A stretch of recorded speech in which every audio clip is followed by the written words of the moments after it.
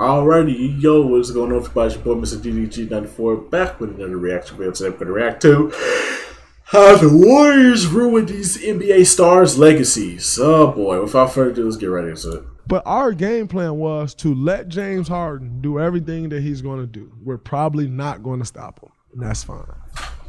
But we're going to stop everyone else. And then James is going to get tired because he's dribbling the ball 32 times per possession. Damn, bro, you can't fix your mic. I'm going to shape you, and I don't care who you are. Fix your mic, bro. I'm just saying, in this era, it's only become more difficult to win because of the rules that we play by. It's like, you should go play with this guy, and you should go play with this guy and that guy. And it's like, all right, well, who do you think is going to dominate winning? What do you think is going to happen? The outside world, he's joining a team that won 73 games. He's joining a team that already won a championship and blah, blah, blah.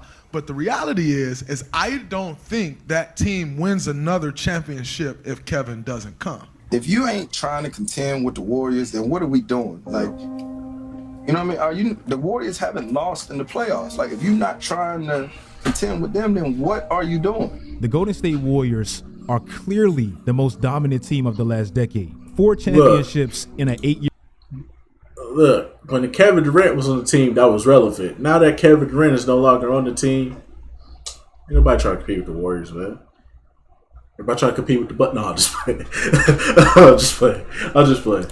Window. One of the biggest faces of our league was Stephen Curry, one of the greatest big threes ever, and currently the coach with the highest winning percentage in the history of our league. To me, they were so dominant that the NBA is still feeling their impact. Every year, it feels like it's some unsatisfied star in the league. This summer is Dame and James Harden. Last year, it was Kevin Durant and Kyrie Irving. A few summers back, it was Kawhi unhappy in San Antonio. All of those players that I just named, even looking for a new home for whatever reason, it's all somewhat linked to the dominance of Golden State in my opinion. A few years back, I made a video titled 4 Great Teams the Warriors Destroyed. The Boston Celtics, they just gave Jaylen Brown a humongous contract that some people thought they probably shouldn't have. And if Brad Stevens listened to that advice and decided to trade him, the Boston Celtics, along with a few other teams since that video, they would have been added to that list. Damian Lillard is obviously looking for a new home this upcoming season. His time in Portland has finally run its course. Dame is the oldest player on that team by a significant margin. Y'all saying this like it's a done said deal, like he gonna get traded. No, nigga. No.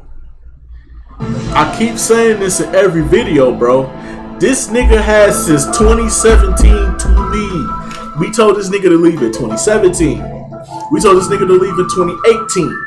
We told this nigga to leave in 2019, 2020, 2021. Now the market is pretty much not available for him. When the iron was hot, when the iron is hot, you need to strike. He waited too long. Dame is the example of when you wait too long. It's when you wait too long for the wrong opportunity for the bad. How do I put this?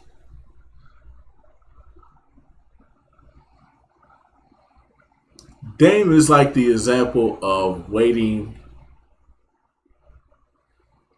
Dame is the example of waiting for change that's never gonna come. And the only way shit gonna change is if you leave. It's like you've been in a relationship. Y'all, we all been there before. We all had that one family member or that one friend that just hanged on to this toxic ass person. You know what I'm saying? Whether that be they significant other, you know what I'm saying, baby daddy, baby mama, you know what I'm saying? They just held on to this person. And nobody in the family liked this person. Even the people in their family don't even like that person. Everybody know that person ain't shit. But your friend or your family member, they hanging on to him for dear life and won't let him go. And then when it's finally time to let him go, it's too late. It's too late for Dame now. We told this nigga to leave a long time ago. This nigga was like, nah, I'm going to stay and be loyal. I'm going to stay and be loyal. I ain't going to be like them other cats. I'm going to stay and be loyal. All right. Alright. Now your ass wanna trade. Now your ass wanna go to the Heat. Now your ass wanna act like you Now your ass wanna act like you No. Then on top of that, you got 4 years on your contract. Nigga, if you got this nigga got 4 years on his contract. You really thought you was going somewhere? Boy, you better get in the gym with Scoot Henderson and work that shit out. The fuck you thought this was, nigga? Get your ass in that gym and start working with Scoot Henderson so we can prop him up to be the next you. So that way when we do decide to trade your ass, we got our next talent up and running. You know what I'm saying? What the hell? The hell Dame is thinking about, man? What you thought was gonna happen, bruh? You put yourself in this position. You had all the time to leave. You could have left when your contract was up, but nah, you re-signed for another one, and now your ass won out in the middle of your contract. Nope, fulfill the contract. That's what I say. The team looks completely fulfill the different contract from the majority of his tenure, and their future looks pretty bright without him. Currently, Dame has one of the worst playoff resumes team-wise in NBA history. Individually, he's been great, and he's had spectacular moments, but he hasn't been able to win, and that's the objective of it all. A huge block and the biggest stoppage of him actually winning has been, well, the Golden State Warriors. Dame met the Warriors in back-to-back series in 2016 and 2017. Two completely different. Okay, but what about 2020? What about 2021? Huh? What about those 2 years when the Warriors wasn't even in the playoffs? Was there a problem then? I think not. Teams because one had KD and one didn't. And he averaged 30 in both series, but he only won 1 of the 8 total games. Now, even though I think the Warriors were a much better team than Portland, even without KD, you can't completely blame the KD advantage. Dame only played the KD Warriors once. In 2019, when KD was nursing that injured calf, they met the Warriors in the conference finals, and they led by 17 points plus in 3 consecutive games and got swept. Against every team not named Golden State in the playoffs, Dame is damn near 500, which to me is respectable given the teams he's been on. But against them, he's 1-12. 4 out of his 9 worst plus-minus playoff games, damn near half, were against, guess who? Like 5 years ago, they tried to hype this up to be like a backcourt rivalry between the best backcourts in the league, but clearly that was never really a thing. Chris Paul is now oddly on the Golden State Warriors after being tormented by this very same team, and specifically Steph, for the back half of his career. Now and we was all laughing at it, and I'm still laughing at it. Fuck Chris Paul. I don't like Chris Paul. Dirty player. I hate Chris Paul. Paul, with that exciting Lob City team that never won anything, he actually beat a younger Golden State team in 2014 in like a 7-game crazy battle. But after that, he never beat him in the postseason again. I remember from like Christmas of 2014 all the way up to the end of Chris Paul's tenure with the Clippers, which was in 2017. Golden State beat the Clippers 10 straight times. That team clearly couldn't contend with Golden State, especially after they got Kevin Durant. Since Chris Paul left the Clippers, he's actually been the most winning player in the league. He's had 3 of the best records with 2 different teams, and in that span, Golden State still beat him in the playoffs twice, and Steph stacked on 2 more rings. James Harden is like the main headline for August after making 3 extremely messy trade requests in 3 years. James Harden is pretty much known as a playoff choker, but a lot of the reasons he happens to be ringless is really the Golden State Warriors, especially for his prime. The 2018 Rockets, they were one of the greatest regular season teams ever. I made a whole video about their dominance, and they didn't even play that much together. To me, that one specific team, that was the only team that really had a realistic chance at beating the KD Warriors healthy. As we know, Chris Paul's injury. The 2017 San Antonio Spurs would like to have a word with you, sir. Real talk. The 2017 San Antonio Spurs like to have a word with you about that claim there, sir. Because real talk, them niggas could have beat the Warriors. Y'all saw what was happening before Zaza Pachulia bitch ass Fuck Zaza. I'll beat that nigga ass.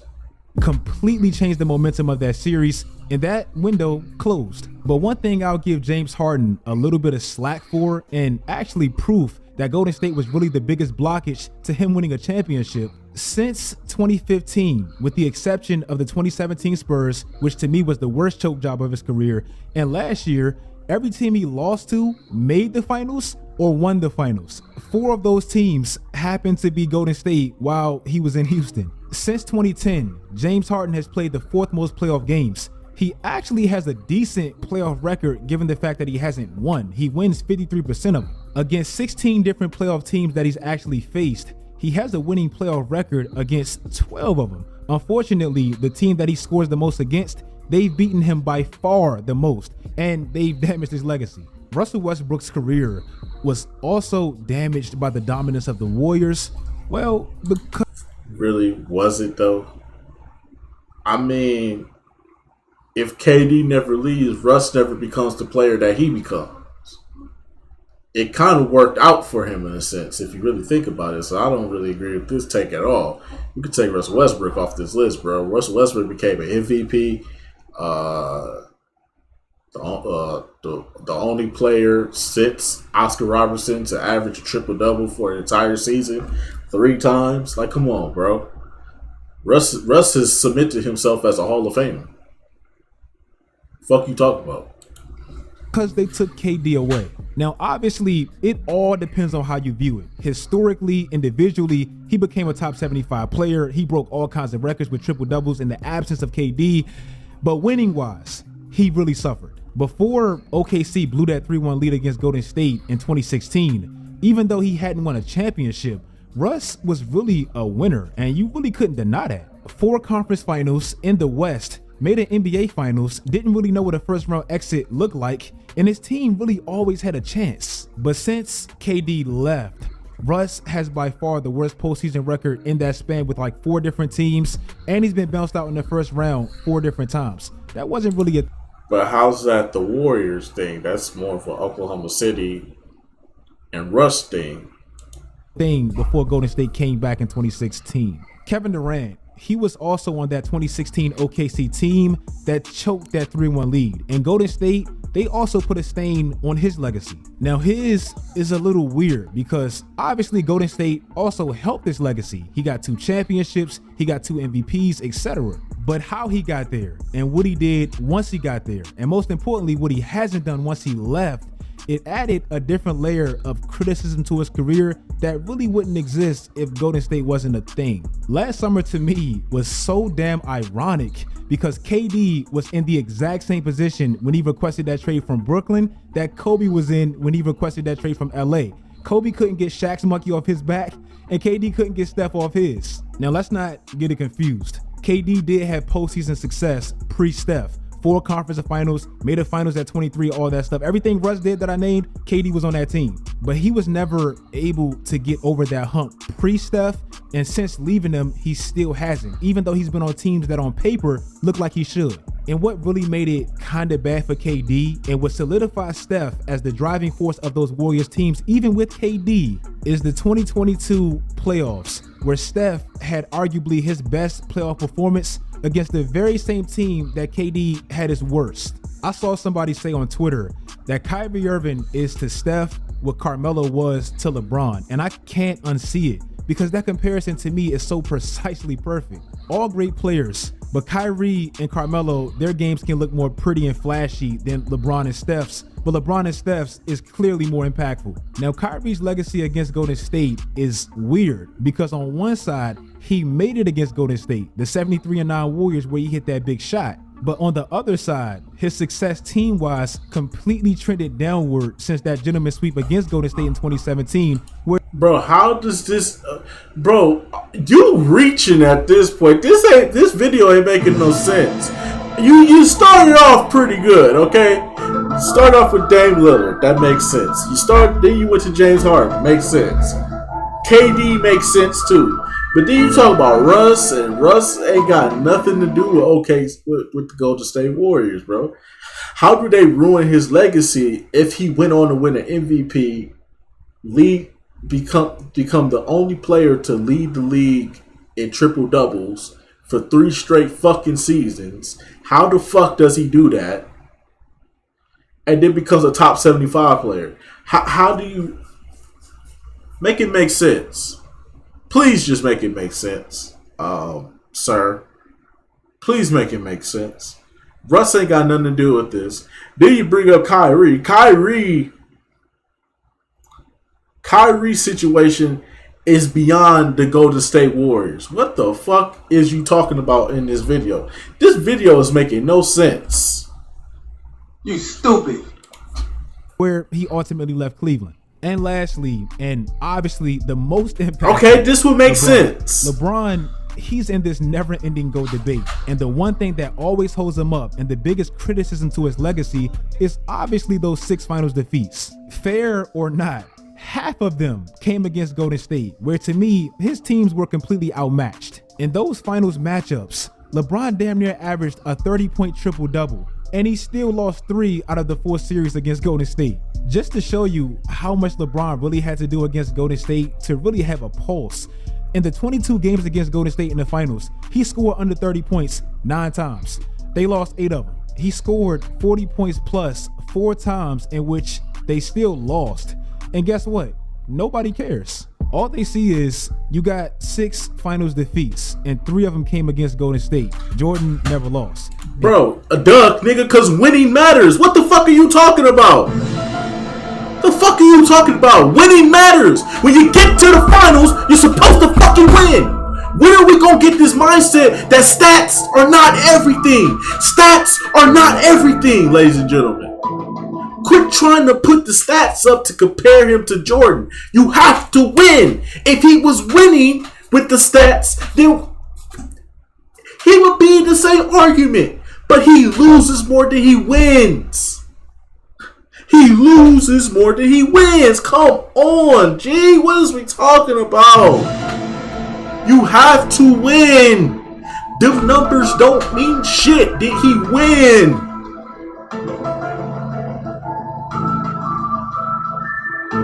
God damn.